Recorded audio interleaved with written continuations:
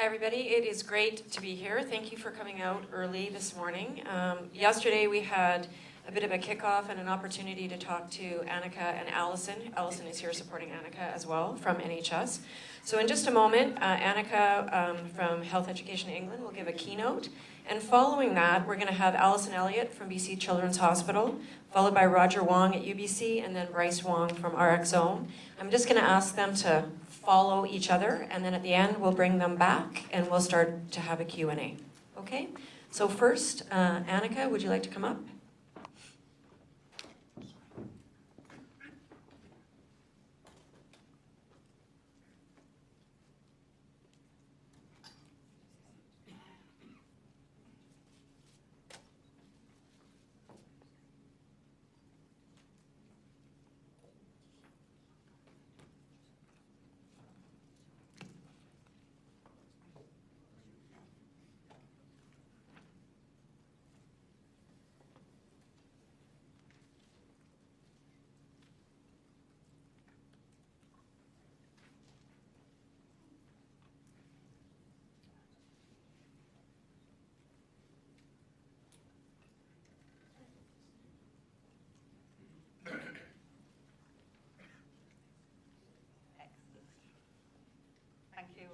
Up now.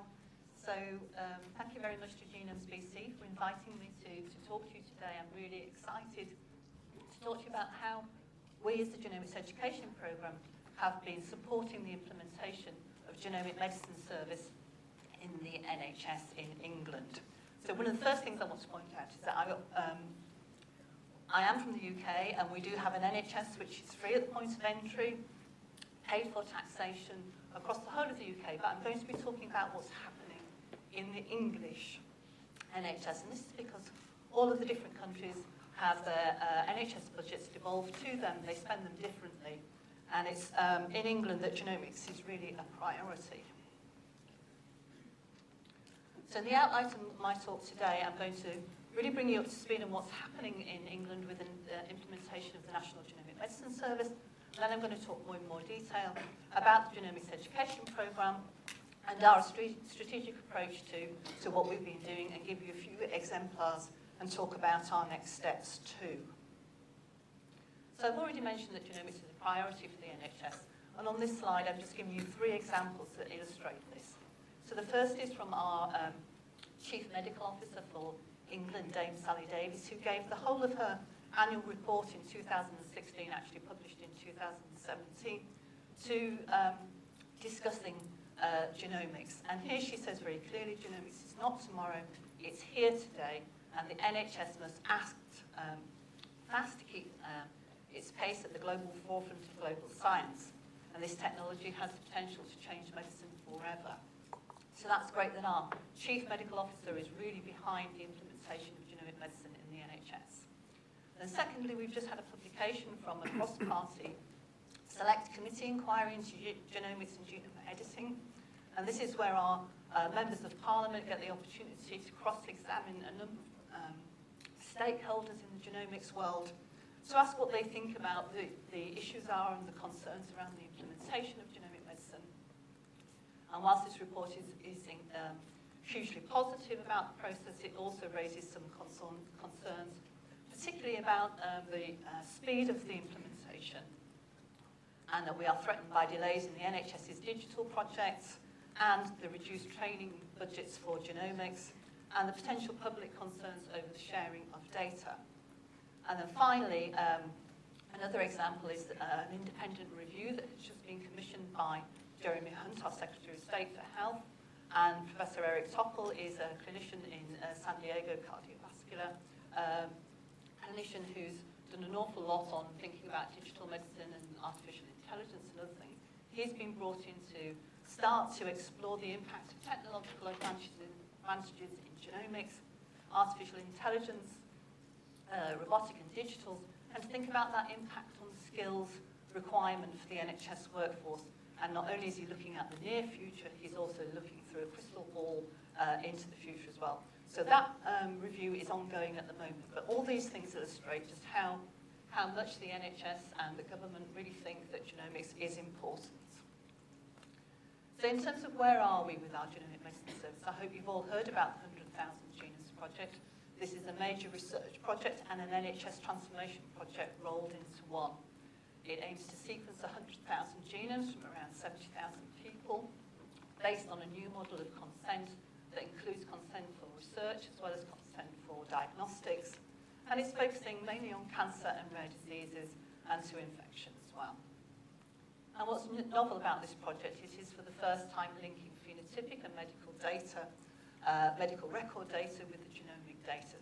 So it's really pushing forward how the bioinformatics and how the informatics is being developed within the NHS and within the research community as well. And also, the data is housed in a very secure warehouse where access is monitored by researchers, and also it's also open to industry as well, but their projects have to be approved by Genomics England. So the 100,000 Genomes project aims to bring benefit to the NHS, to create an ethical and transparent programme that's based on consent.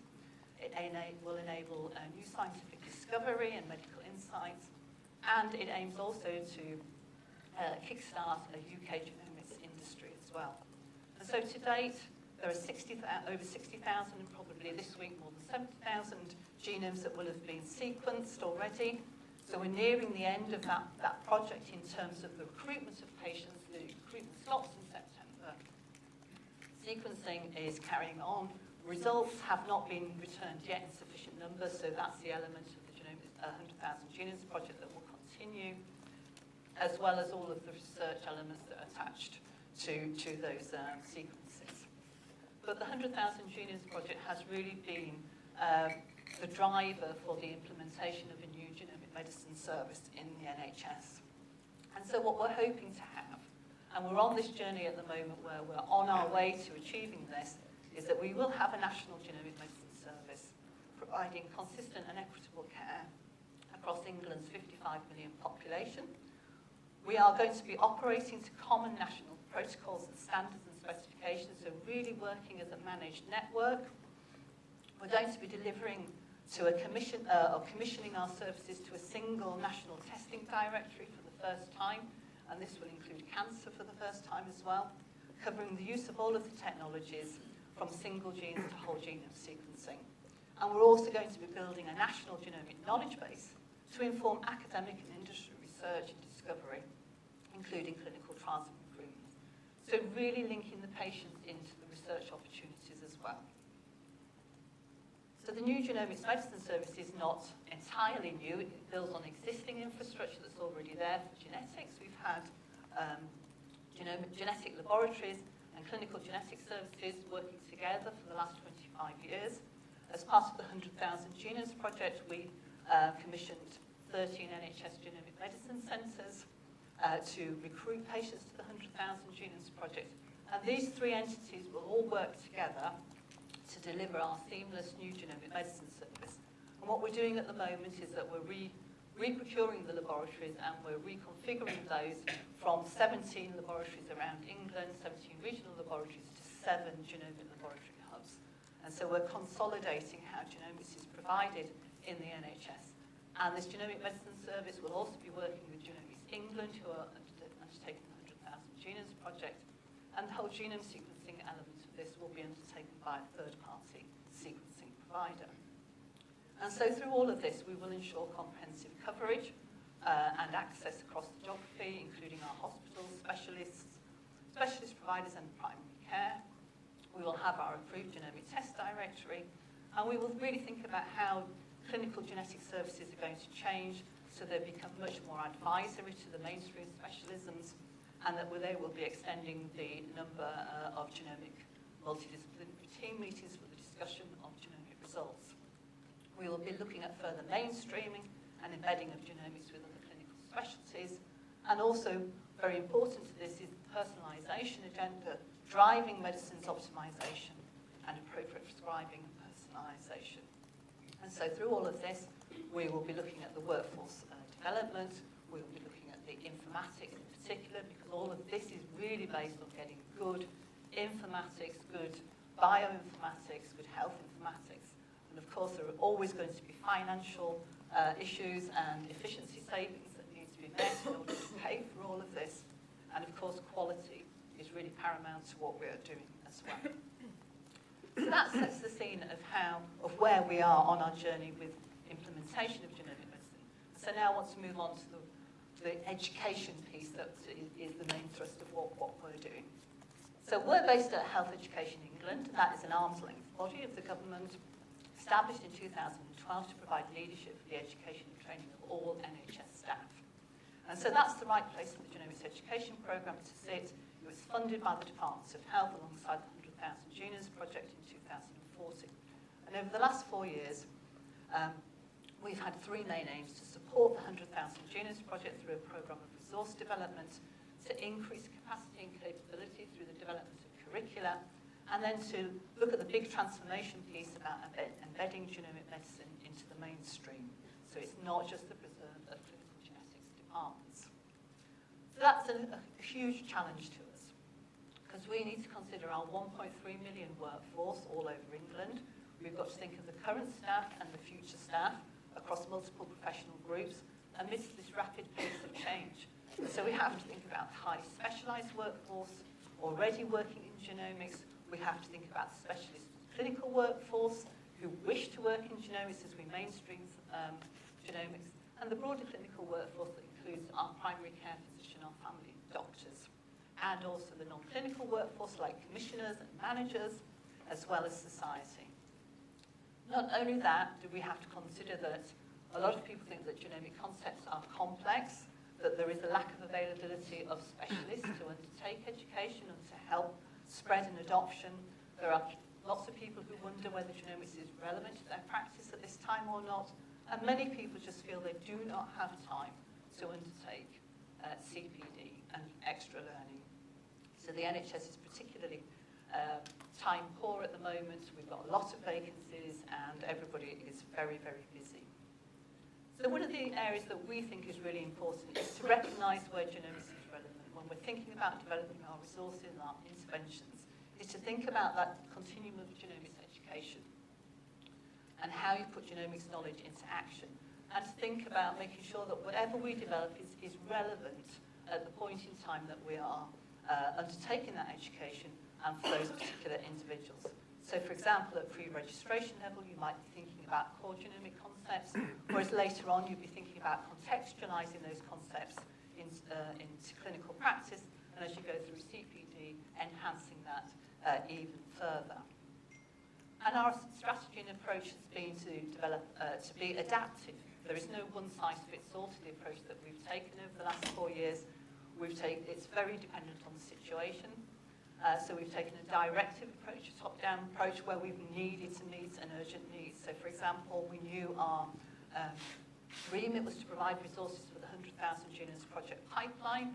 We knew we had to get genomic medicine masters in place as quickly as possible, because those decisions had been taken right at the start.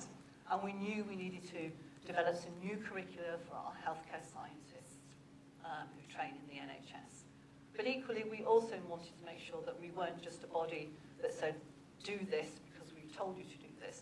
We've also consulted as well, taken a more bottom-up approach that enables the workforce to define their learning needs and their learning styles, so that we are actually listening to what people want. And so we've undertaken the training needs analysis, and we also work very closely with professional groups. So if we look at some of our top-down approaches, these have been resources that we have developed as a genomics education programme to support that 100,000 Genomes project pipeline, from identifying participants through to the reporting of findings. Quite clearly, there are lots of educational materials out there. We're not starting from scratch, so we're really looking at the gap analysis. And so one of the areas that one of the very first pieces that we did was to get the new model of consent for the 100,000 Genomes project into a short online course, so that we could increase the number, we could make use of the genomic counsellors who already knew an awful lot about consent, but also so that we could recruit cancer nurses particularly to also undertake consent for the 100,000 Genomes project, and that has been a hugely popular course that we have run. We also developed a series of instructional videos for staff in histopathology laboratories and in genetics laboratories that really didn't tell them how to extract DNA per se, but actually highlighted what the quality issues were. Why did you need, why is it important to make sure that you extract DNA of highest quality?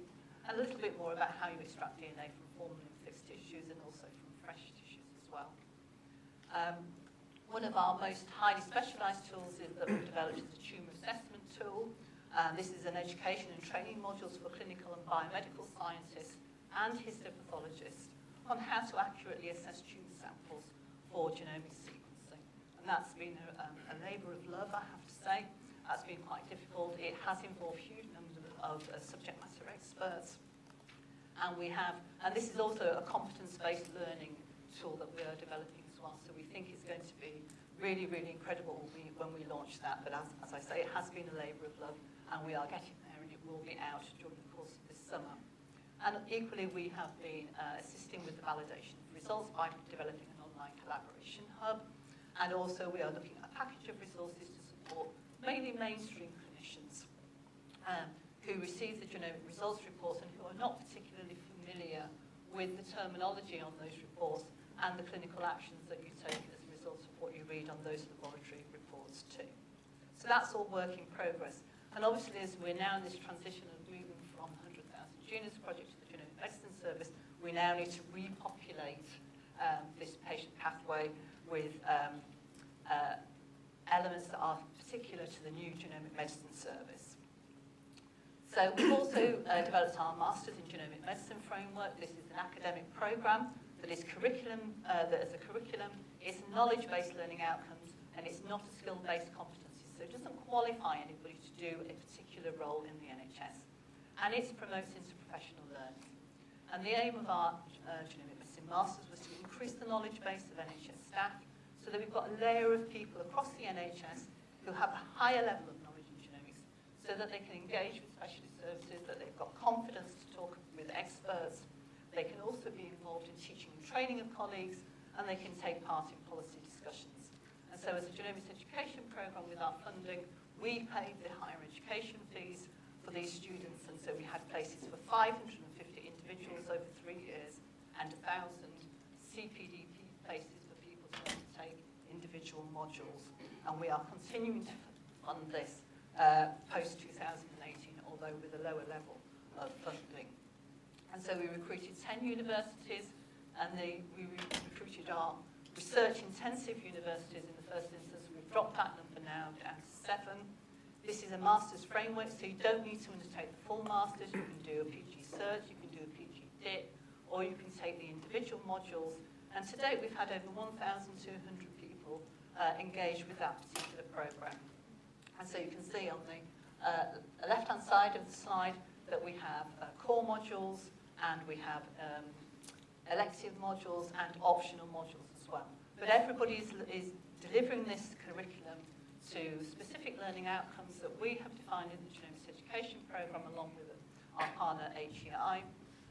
But how people deliver their lectures and their teaching materials is directly up to the individual HEIs, and we work as a network.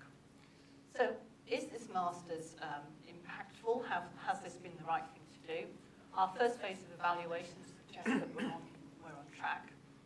We've undertaken semi-structured interviews with the current cohort of 26 individuals and undertaken thematic analysis that has identified 3 key themes.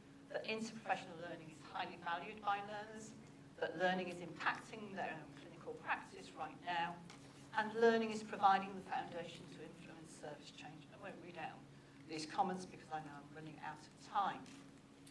We've also undertaken a broad training needs of NHS staff, so this is our bottom-up approach, where we've undertaken training needs analysis in each of our genomic medicine centres, and we've got responses from 2,814 NHS staff from a whole different range of healthcare professionals.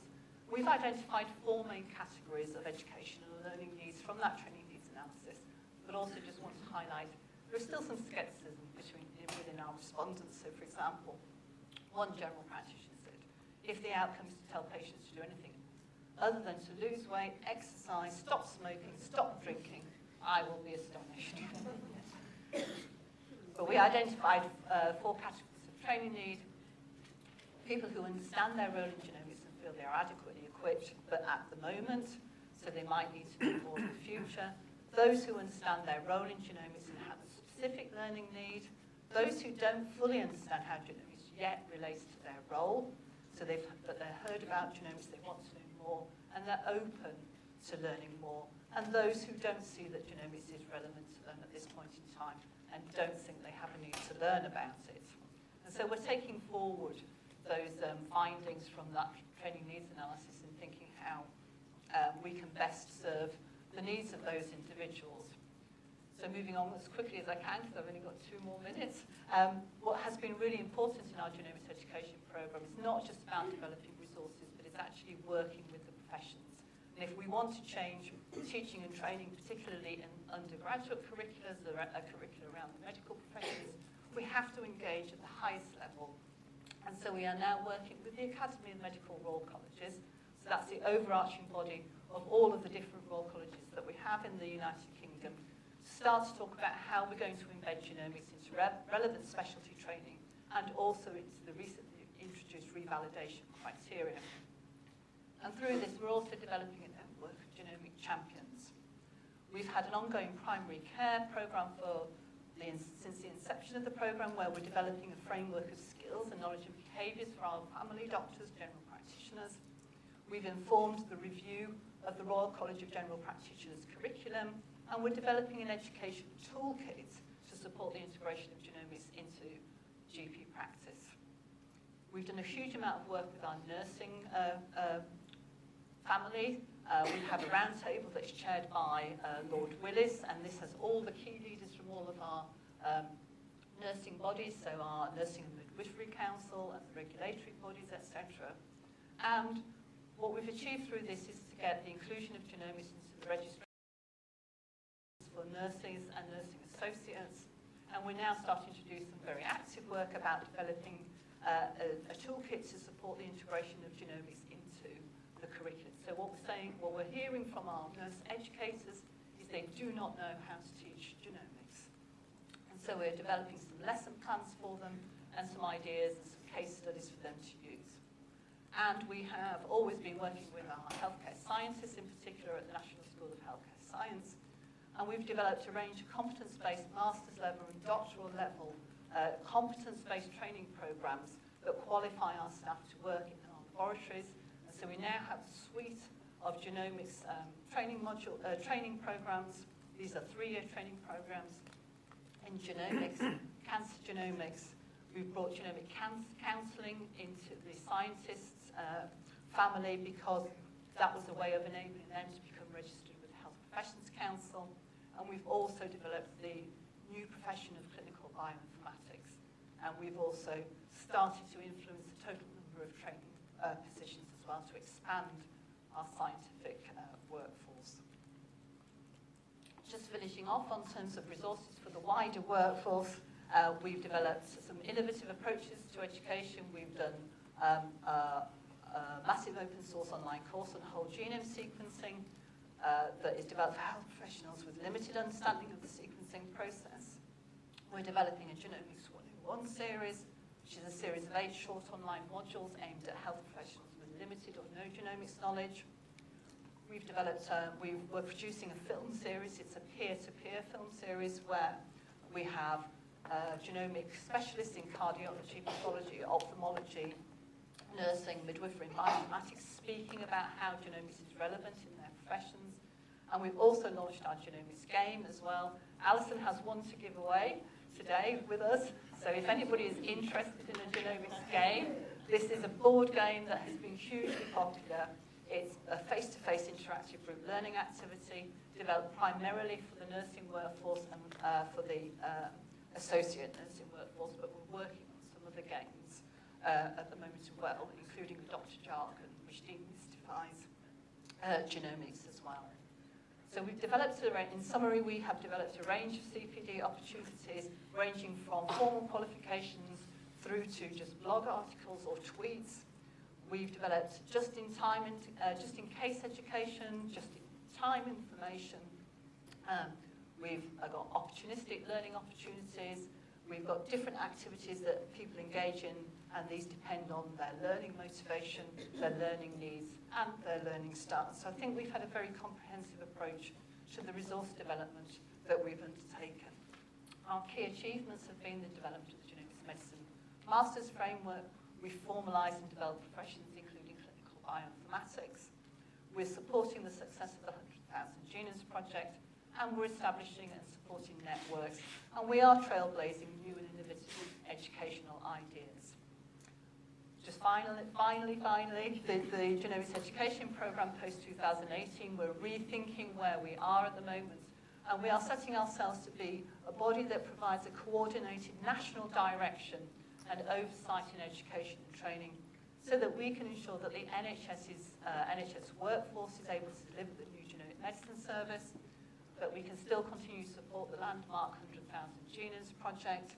We're developing innovative approaches to delivery of genomic education, and we are establishing international collaborations, not only so that we can learn from each other, but also we have got a mandate to try and maintain the UK as a world leader in genomics.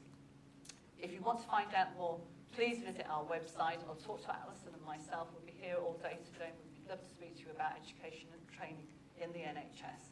Just finally, this is our team, mostly based in Birmingham. Specific thanks to Professor Sue Hill, who is the Chief Scientist Officer for England, and she's also our Senior Reporting Officer in the Genomics Education Programme. So she works across the system, and she has done she is behind the whole of the NHS Genomic Medicine Service as well.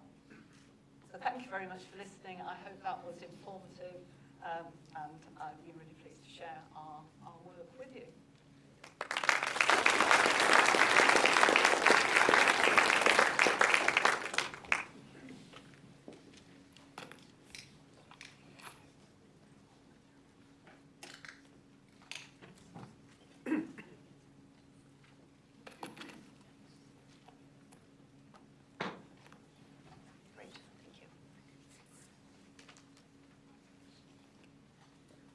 Hi there, everybody. My name is Alison Elliott, and I want to thank Genome for the opportunity to speak about education around the genomic consultation service.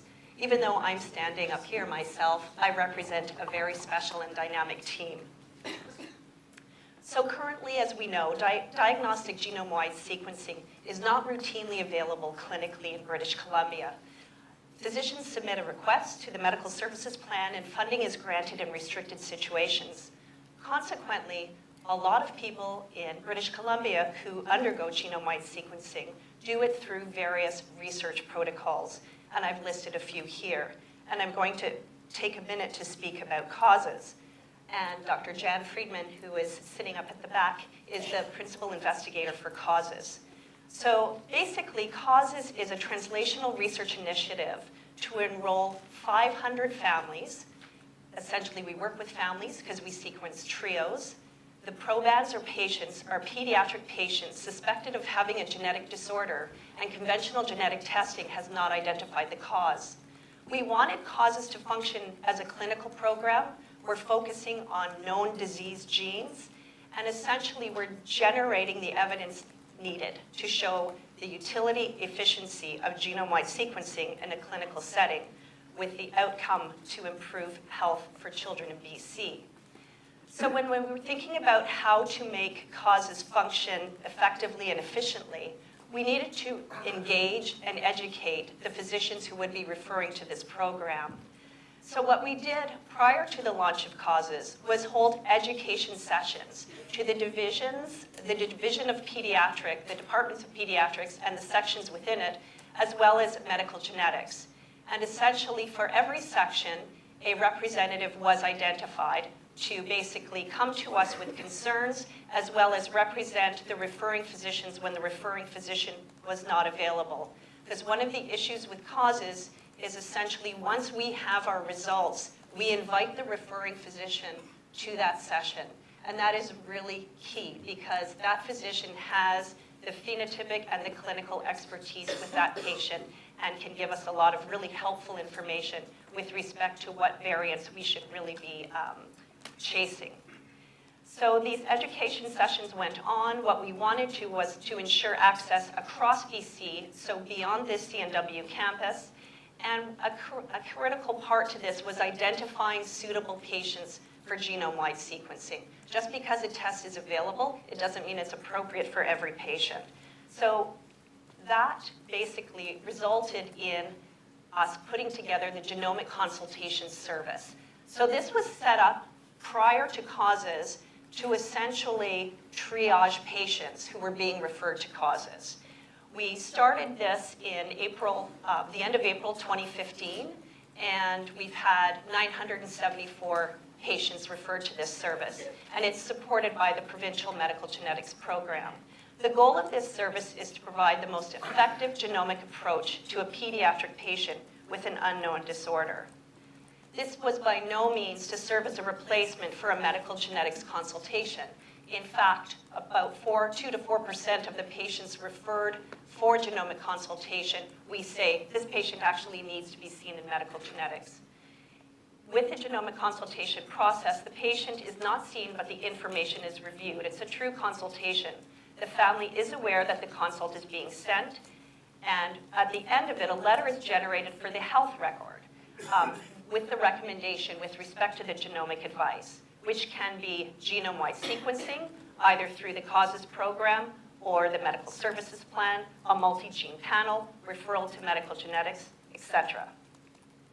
And at this point, I would like to acknowledge Christelle Dessouy and Shellen Adam, who are the two genetic counselors sitting in the third row over there, because they have really carried this service.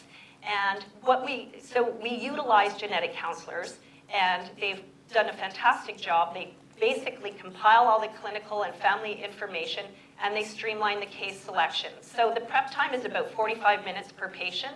They have a checklist that basically captures relevant pregnancy, medical history, investigations, and previous consultations. And we try to facilitate this whole process for the referring physicians with a one-page referral form, and essentially the physicians then usually also submit the most recent and relevant consultation. We average approximately 10 of these a week. The genomic consultation team is comprised of clinical geneticists, pediatric subspecialists, laboratory geneticists, as well as the genetic counselors.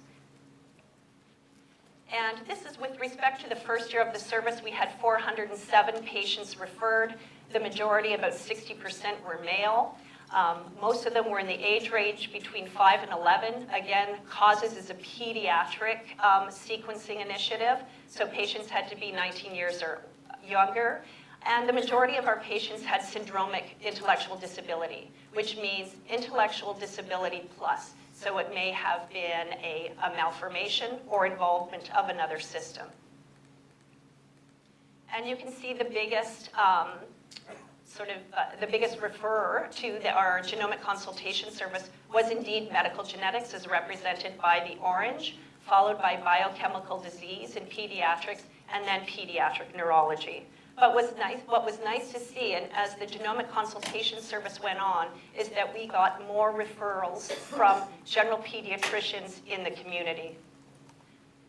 I know this is an education session, so I think something that is important that we also noticed within the first year of this service was if we broke up the first 6 months versus the second 6 months, we actually saw more appropriate referrals coming our way in the second half of the first year. So this suggests that there was some learning going on behalf of the referring physicians in terms of them realizing the suitability of patients to be referred. Because as I mentioned, all of these resulted in a letter back to the physician for the medical health record. So we know in Canada that genetic counselors are not currently optimally utilized, which can lead to excessive costs of genetic services.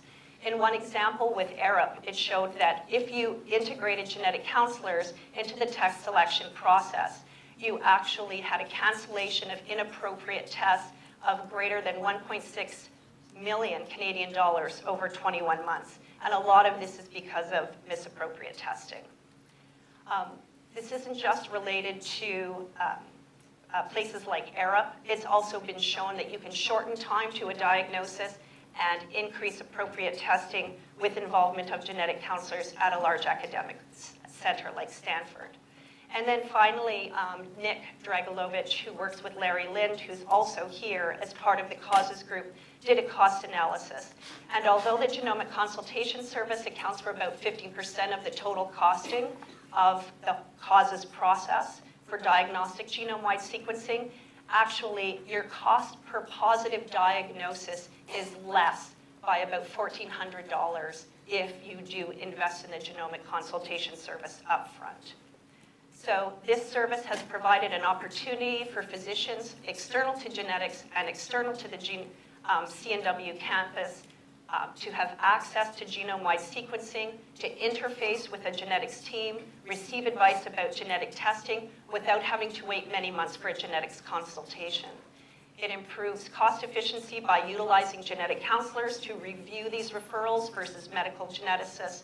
And it also enriches the selection of patients suitable for genome-wide sequencing, which is evidenced by our 45% diagnostic hit rate in causes.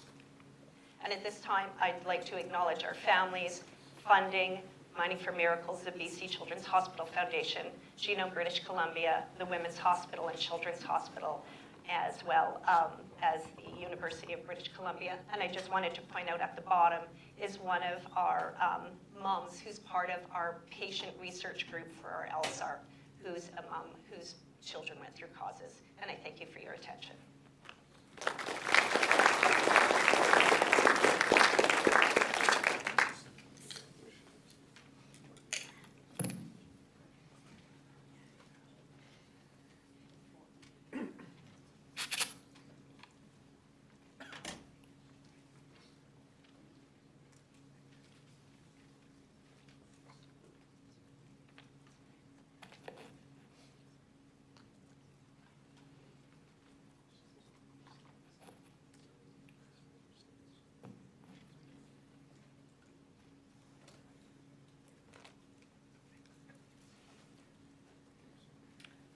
All right, good morning, ladies and gentlemen. I've been given the impossible task this morning, completing material within a 7-minute mark. I think this is more exciting than the TED Talk that I gave 2 months ago, but anyway, here we go. My name is Roger Wong. I'm the Executive Associate Dean responsible for education in the UBC Faculty of Medicine. And on behalf of UBC and the Faculty of Medicine, we're very much delighted to be here today, speaking and sharing with you about some of the new ideas. Imagine what it could be like talking about genomics education in the future. It is a very brief presentation, and I understand we have a panel that follows, so in case there are questions, certainly very welcome to take them later on during the panel conversation.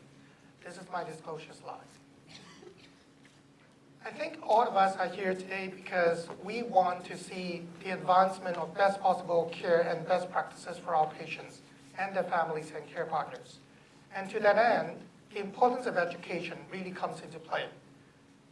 What I'm venturing to you, the value proposition of what I'm talking about today, is that promoting genomics education in all levels of health education for healthcare providers is pivotal in the broad dissemination of both knowledge and skills, which in turn contributes to the improvement and sustainability of best practices in terms of genomic medicine for the population. This is the reason why we're here today. This is the reason why we're talking about healthcare provider-related education. But I don't think it stops there. We can take this very much and go beyond and extending into population at large. And I think this very important multi-level approach is something that we try to strive for. In British Columbia, we have a unique platform, a platform of a province-wide health education network, which is already established. So at UBC, the Faculty of Medicine is a province-wide platform that delivers healthcare education to a number of our healthcare practitioners, to our doctors, to our physiotherapists, occupational therapists, genetic counselors, to our midwives, to our graduate students, masters, PhDs, postdocs, and so on. It is unique. As the only medical school in the province, we have the social responsibility of delivering health education to all in the province. It also becomes an opportunity for us, therefore, as we won, and I was listening to our keynote speaker today, talking about some of the opportunities and challenges in the United Kingdom. And I think in the British Columbia setting, we do have some similarities, and yet a very unique opportunity, this platform that we can deploy. I also encourage us to think beyond today. A number of years ago, the Association of Faculties of Medicine of Canada put forward blueprints for the future of medical education in Canada. And you pretty much can extend it into kind of health provider education. There are multiple components, but one piece that I would like to focus a little bit today is talking about a competency-based medical education system, CBME. This is not news to many of you who are around, but I would say when I look across internationally, in many jurisdictions, CBME, competence-based medical education, is actually still a reasonably novel idea. The opportunity for us, however, is to frame this and look at it through the lens of genomics. What does that mean? Well, I would encourage you and remind you that in CBE, I'm going beyond medical education because it's competency-based education for health practitioners, we are talking about an outcome-focused approach. We are talking about competencies that should be driven from societal need and patient needs. In Canada, there is an effort of delivering CBE in a hybrid approach, basically competency-based education within a time-based framework. And again, the opportunity is for us to identify specific knowledge, skills, and abilities that are needed for practice. And in this case, if you look through the lens of genomics, it is what are the components that are required for the practice of genomic medicine. And it will be through that entire trajectory that you heard about, from research to translation to practice. I'm not going to go over the details in terms of the various components, but suffice it to say that in competency-based education at every layer, competency, milestone, and trustable professional activity, you can apply the lens of genomics and identifying what are the components that need to be integrated and weaved into curricula at all levels. This is what we're doing in UBC. This is what we have been doing for our undergraduate medical curriculum, for our postgraduate residency curricula, and so on. This is the final slide, and I understand that my friend has been reminding me, there's a little timekeeper here. I think there are many new things that we potentially can talk about, and I will not do justice to trying to cover all of these bullets within the remaining minutes, but I encourage you to think of a world whereby we look at delivering genomics education in a mixed reality world, augmented reality and virtual reality. Deploying current media channels, whether it is YouTube videos, podcasts, webinars, and so on. But it has to be a learner-focused, self-directed approach. It could be a modular approach that goes from certificates to degrees to CPD, continual professional development. And finally, coming back to the keyword platform that I started off today, an integrated platform that looks at continuous and career and personal education, quality improvement, and patient safety, as well as translational research, is one that we strive for. And I think with that, I have used up my 7 minutes. Thank you very much.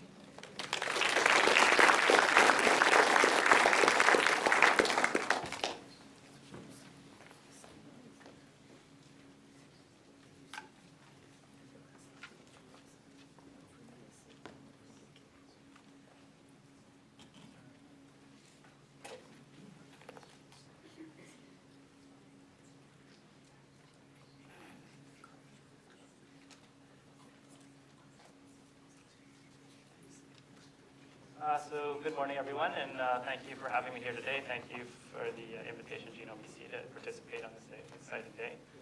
My name is Bryce Wong. I'm the General Manager for RxOme Pharmacogenomics Canada, which is a joint venture between the BC Pharmacy Association and MyDNA, which is a genetic interpretation company.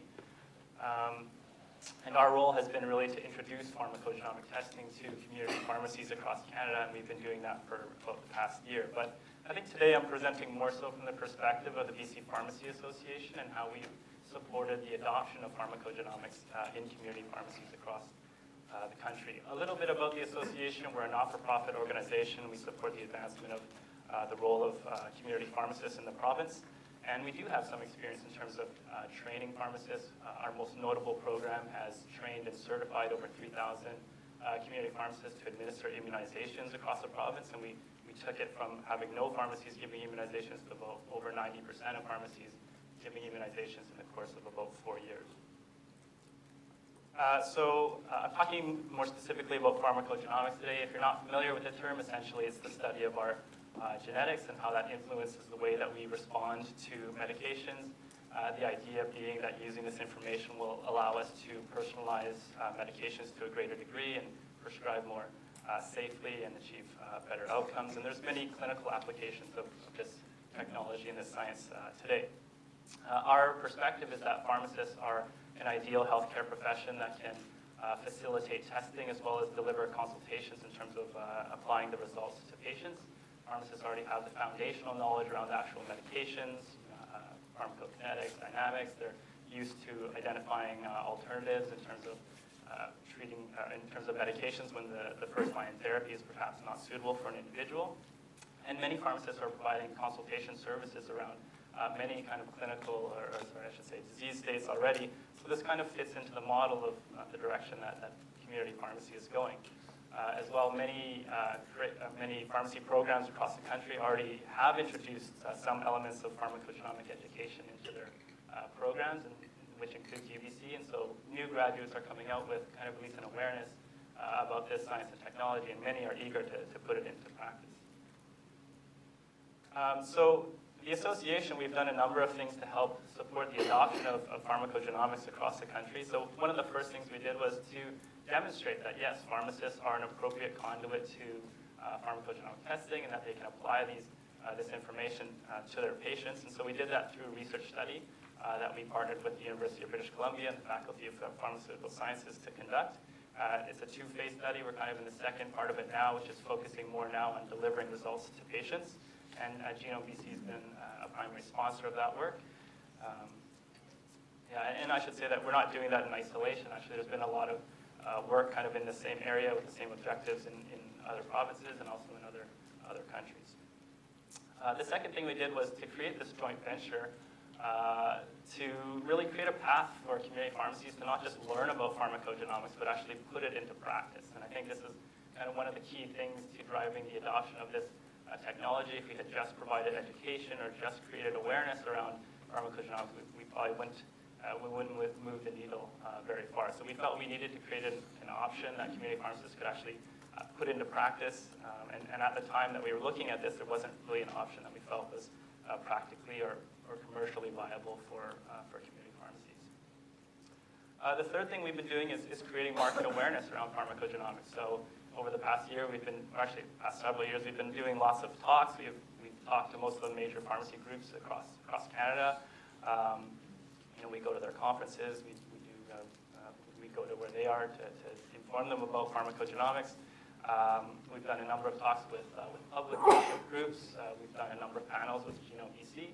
And through our research initiative and through our commercial initiative, we've also garnered quite a bit of media attention, especially in British Columbia, but we've also got some national coverage as well.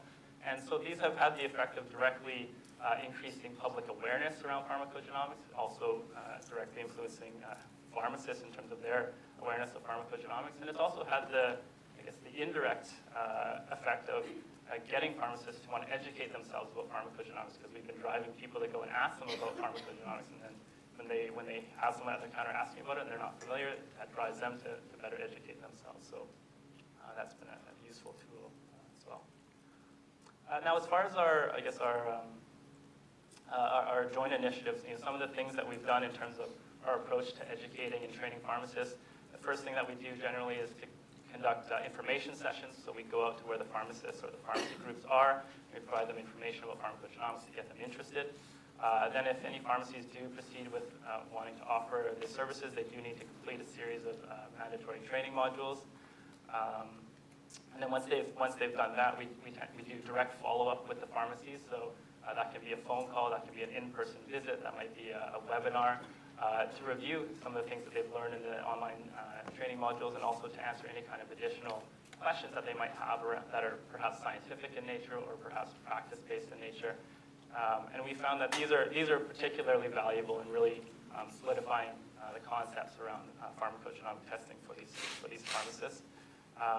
And what's interesting is actually in most of those follow-ups, the questions are actually much more focused on the implementation of testing versus the science. So it's an interesting thing that we've seen from frontline practitioners. We also have a scientific team to answer any kind of scientific questions individuals might have. We provide resources and references for pharmacists to understand the results of the pharmacogenomic reports that they're getting, and also help them communicate those reports to the patients.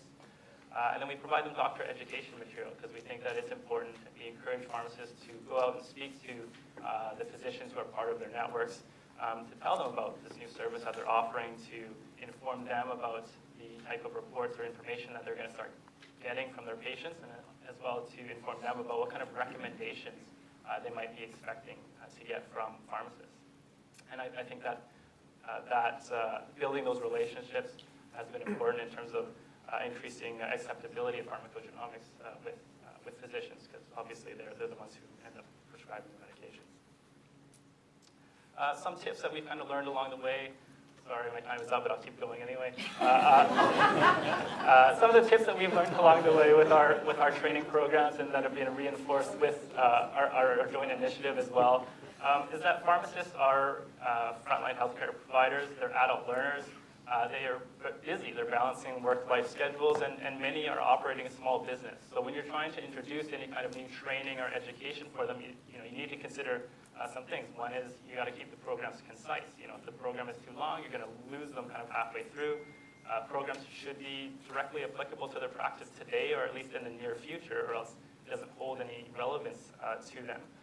It should be available, like Roger said, when and where they need it. And so generally that means online, self-directed training programs, but it could be live programs that are recorded, or live programs that are live programs where you go out to them where they are. And I think that the value is also in that one-on-one training, if it's possible, because that really helps to solidify those concepts. Training support staff is also important, not just training the practitioners, as they are often the ones who deal with the administrative part of any kind of new services. And then again, coming back to, there has to be some incentive for the healthcare provider to engage in these learning activities. So that generally means impact on practice, or some impact on their business, and ultimately it has to benefit their patients. What else was I going to say? I'm out of time anyway. Okay, so things that we have to continue to do, or we will continue to do, is build public awareness around pharmacogenomics, build more healthcare provider awareness, look for opportunities to provide more in-depth education around pharmacogenomics where they want it, and really to harbor the long-term benefits of pharmacogenomics. We need to integrate the data into the existing workflows and the existing systems that pharmacists and physicians are using.